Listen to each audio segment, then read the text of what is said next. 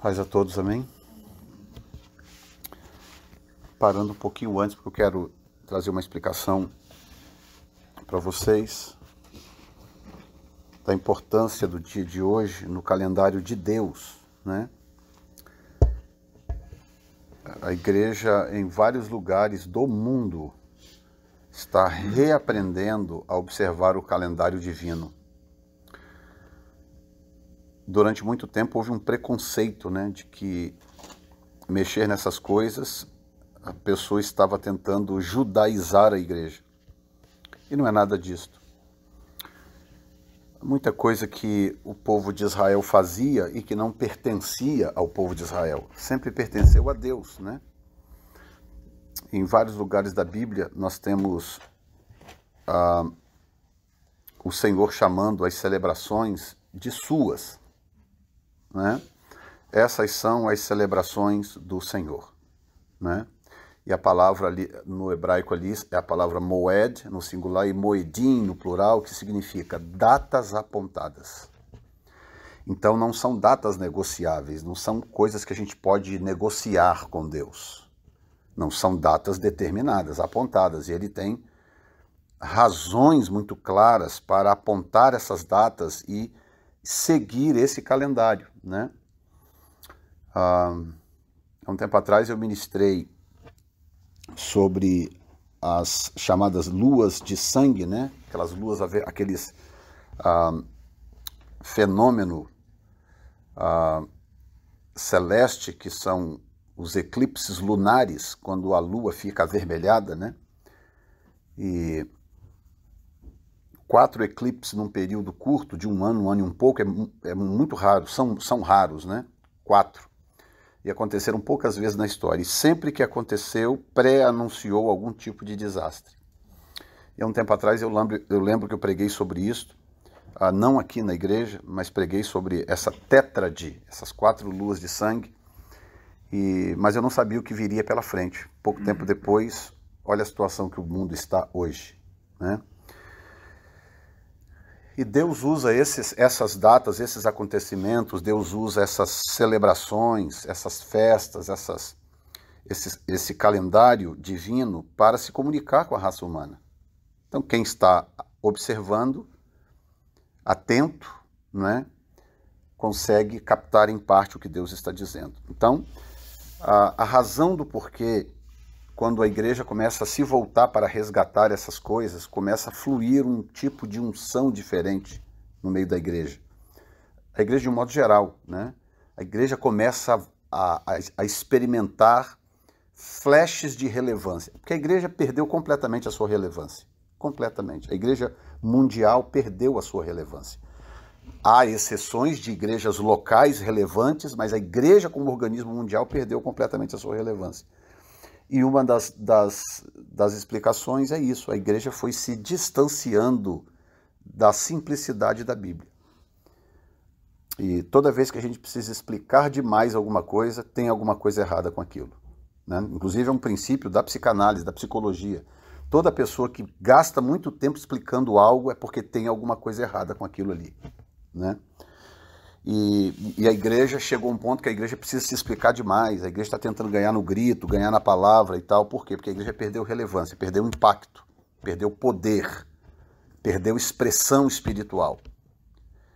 Enquanto que no Novo Testamento a igreja falava pouco, mas falava com poder. E toda vez que falava, impactava, né? Lucas 24, 49 diz assim: e eis que sobre vós, deixa eu acender um pouco essa tela aqui. Que acende a luz lá? Não precisa não, é a tela do iPad. Lucas 24, 49. E eis que sobre vós envio a promessa do meu Pai. Ficai, porém, na cidade de Jerusalém, até que do alto sejais revestidos de poder. Isso aqui é Lucas 24, 49.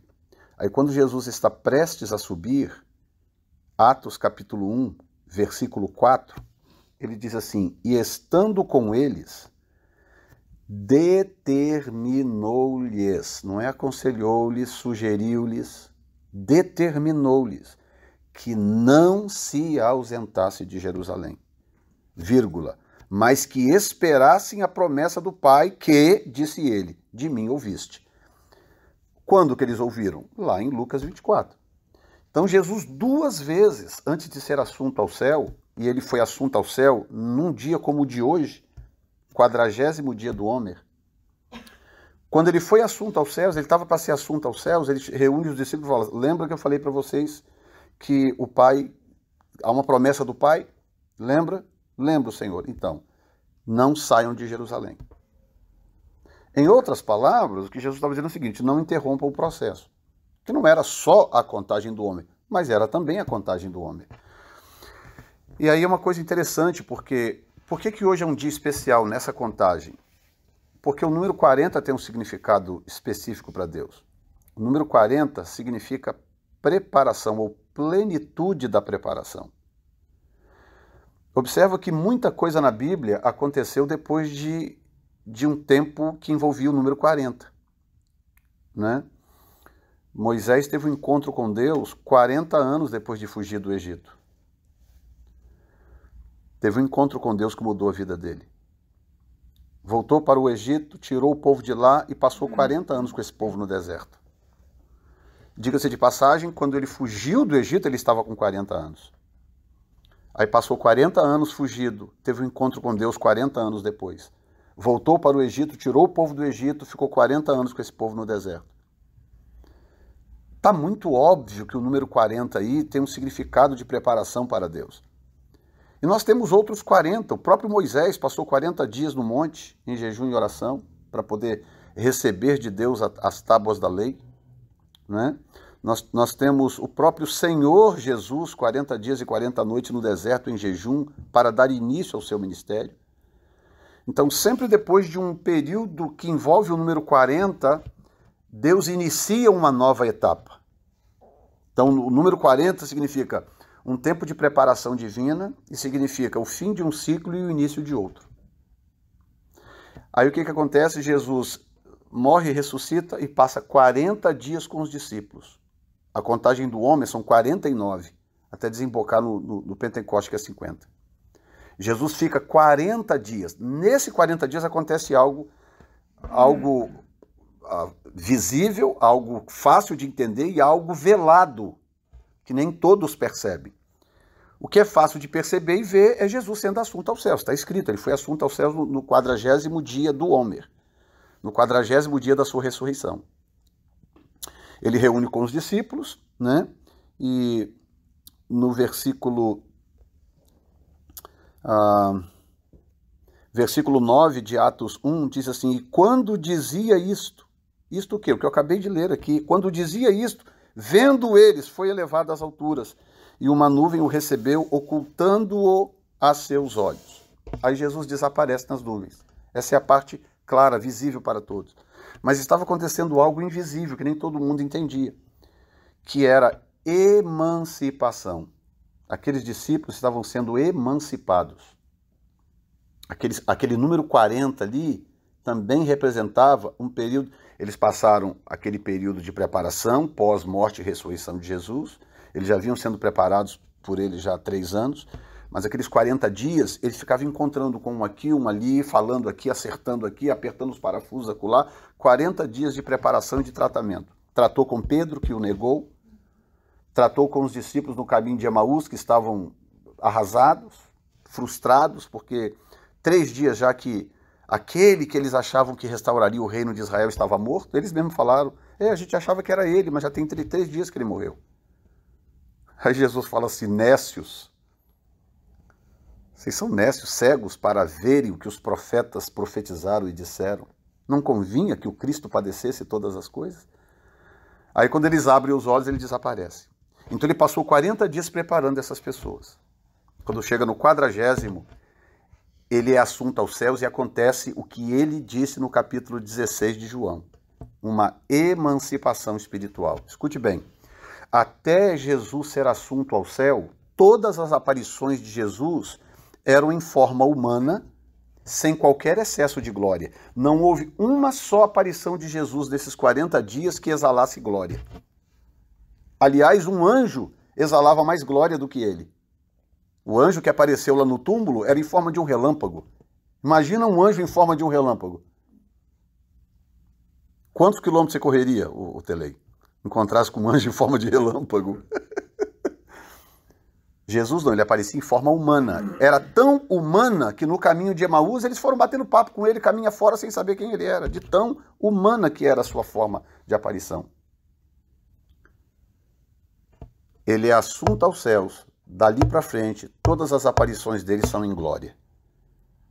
Ele aparece para Paulo no caminho de Damasco, e aí é um brilho tão intenso que Paulo fica cego.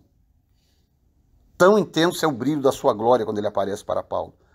Cai por terra, provavelmente de cima de um cavalo, ao que tudo indica, ele não estava viajando a pé. Cai por terra, fica cego, porque o brilho da glória de Jesus era tão intenso. Ou seja, naquele dia, o Jesus, embora em comum, um homem singular, um homem comum, mas que o próprio Paulo diz que foi Deus que se minimizou em forma humana. Ele mesmo se minimizou em forma humana. E ele se manteve minimizado até o dia 40 da sua ressurreição. Mesmo com habilidades, as habilidades eternas, porque uma vez ressuscitado ele podia passar por parede, ia e voltava, estava na Galiléia, de repente aparecia em Jerusalém, com as habilidades sobrenaturais, mas ainda minimizado. Mas ele é assunto aos céus. E aí aquele Jesus incomum, agora volta a ser o Jesus extraordinário, o Jesus eterno, o Jesus divino de sempre. E aquela emancipação era o que os discípulos precisavam, porque ele falou para os discípulos, se eu não for, o Espírito Santo não virá. E aí eu estava ouvindo um pastor americano falar no programa do Sid Roth, aquele It's Supernatural, programa de televisão, e ele falando assim, The Holy Spirit is Jesus 2.0. O Espírito Santo é Jesus 2.0.